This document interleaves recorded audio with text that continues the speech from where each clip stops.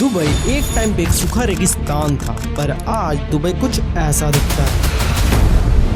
और उनसे बेहतर ज्योग्राफिकल लोकेशन पे होने के बावजूद इंडिया की कोई भी सिटी उसके आसपास भी नहीं है। सैंड जिस पे नॉर्मल बिल्डिंग भी बनाना मुश्किल होता है, उस पे दुबई ने वर्ल्ड्स टॉलेस्ट बिल्डिंग बुर्ज खलीफा बनाया है, बड़े बड़े होटल्स बनाए हैं और एक डेजर्ट में होने के बावजूद पानी की कमी होना तो छोड़ो, के पास फैंसी फाउंटेन्स के लिए भी बहुत सारा पानी है। और दुबई का स्टैंडर्ड ऑफ लिविंग तो इतना हाई है कि पुलिस भी लैम्बोर्गिनी और फरारी जैसे स्पोर्ट्स कार में पेट्रोलिंग करती है। और इनके इसी स्टैंडर्ड ऑफ लिविंग के कारण दुबई आज बड़े बड़े इवेंट्स होस्ट करने के लिए जानी जाती है। यहाँ तक कि आईपीएल ऑक्शंस और आईपीएल के कुछ सीजन्स भी दुबई में ही होस्ट हुए हैं। और क्योंकि दुबई टैक्स फ्री है तो ये बिजनेसेस और मिलियनर्स के लिए भी परफेक्ट जगह है। पर क्यों हमारे भारत में इस स्टैंडर्ड की एक भी सिटी नहीं है, इसके बावजूद कि हम दुबई से ऑलमोस्ट 20 साल पहले आजाद हुए थे। अब आपको लग रहा हो कि बाकी गल्फ नेशंस की तरह दुबई में भी बहुत सारा तेल निकला होगा जिससे वो अमीर होते गए और दुबई आज ऐसा है, पर ये सच नहीं है। इसका असली रीजन जानने के लिए हमें समझना होगा कि इंडिपेंडेंस के बाद दुबई के साथ क्या क्या हुआ। 55 साल पहले तक दुबई जैसे एमिरेट्स जिन्हें शेख्स रूल किया करते थे वो ब्रिटिश के अंडर आते थे और 1968 में उन्हें अपनी इंडिपेंडेंस मिली। पर इनमें से काफी एमिरेट्स साइज में बहुत छोटे थे जिससे उनका सर्वाइवल मुश्किल हो जाता। और ऐसे में Abu Dhabi, Dubai, Sharjah, Ajman, Umm al Quwain और फुजैरा ने मिलकर 1971 में एक कंट्री बनाया जिसे नाम दिया गया यूनाइटेड अरब एमिरेट्स। और एक साल बाद इनके 7th पार्टनर रस अल खैमा ने भी इन्हें ज्वाइन कर लिया। अब यूएई एक सिंगल कंट्री तो जरूर है, पर इसके हर एमिरेट को उसके खुद के ही रूलर्स रूल करते हैं और हर एमिरेट के साइज और इम्पोर्टेंस के बेसिस पर उनके रूलर्स को यूएई की लीडरशिप में पोजीशन दी गई। जैसे कि अबू धाबी जो यूएई का सबसे बड़ा पार्ट है उसके रूलर यूएई के प्रेसिडेंट है। दुबई जो सेकेंड मोस्ट इम्पोर्टेंट पार्ट है उसके रूलर यूएई के वाइस प्रेसिडेंट, प्राइम मिनिस्टर और डिफेंस मिनिस्टर है। और इसी तरह बाकी रूलर्स भी यूएई के सुप्रीम काउंसिल का पार्ट है। अब बात करें दुबई की तो दुबई बहुत पहले से ही बाकी गल्फ नेशन से अलग तरह से काम करता था।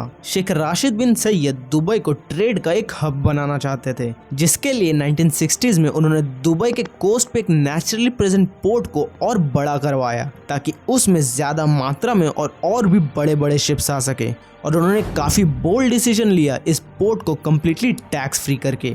अब इसके कारण क्योंकि शिप को राशिद पोर्ट से पास करने के लिए पैसे नहीं देने होते थे तो बहुत सारे शिप्स वहां आने लगे। अब शिप से पैसे न लेना इन द फेस एक स्टूपिड डिसीजन लग रहा हुआ, पर ये एक काफी स्मार्ट मूव था क्योंकि कोई भी शिप अगर किसी पोर्ट पर रुकती है तो वो फ्यूल टैंक फुल करके ही निकलेगी और उस शिप का क्रू खाना और दूसरी जरूरी चीज स्टॉक करना चाहेगा। और भले ही शिप से डायरेक्टली पैसे न लेना थोड़ा लॉस का मामला है, पर उस पोर्ट के अराउंड जितने सेल्स होते हैं वो कहीं ना कहीं उस लॉस को रिकवर कर लेते हैं। पर जब इस पोर्ट का काम चल रहा था उस बीच दुबई में 2 बड़ी एक्टिविटीज हुई, जिसमें से पहली थी 1966 में दुबई में तेल निकलना और दूसरी थी 1968 में दुबई को अंग्रेजों से कंप्लीट फ्रीडम मिलना। अब अंग्रेजों पे हम बाद में आएंगे, फिलहाल बात करें तेल की तो दुबई में उतना तेल नहीं निकला जितना बाकी देशों में निकला और शेख राशिद का भी तेल की इकोनॉमी में ज्यादा भरोसा नहीं था। उनका मानना था कि तेल दुबई की इकोनॉमी को बस एक टेम्पररी बूस्ट दे सकता है, पर वो एक परमानेंट सोल्यूशन नहीं बन सकता।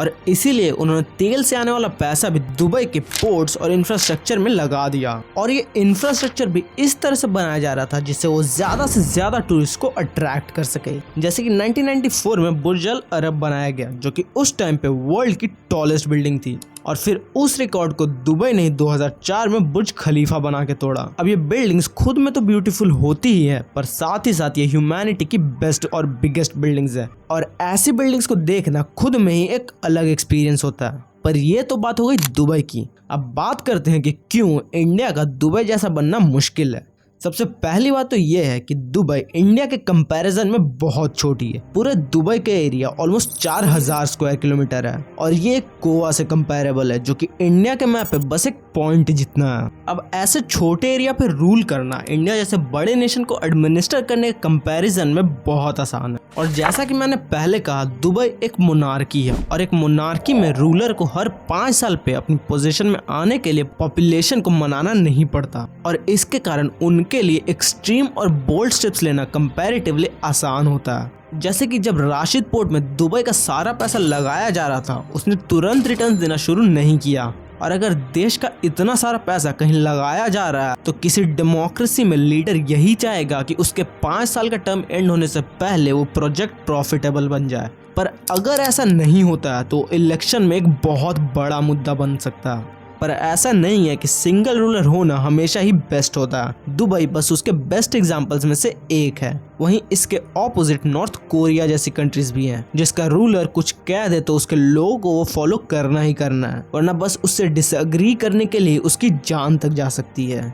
इसी के साथ साथ इंडिपेंडेंस के बाद दोनों कंट्रीज का क्या हाल था वो भी मैटर करता है, क्योंकि दुबई ब्रिटिश प्रोटेक्टोरेट में थी, जिसका मतलब दुबई में ब्रिटिश इन्फ्लुएंस तो जरूर था पर वो कभी भी कंप्लीटली ब्रिटिश कॉलोनी नहीं बना।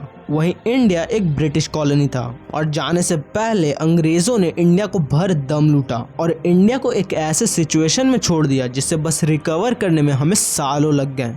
और अनलाइक इंडिया, दुबई को एक्टिवली किसी वॉर में भी पार्ट नहीं लेना पड़ा, जैसा कि हमें इंडिपेंडेंस के जस्ट बाद पाकिस्तान और चाइना दोनों से बैक टू बैक लड़ना पड़ा।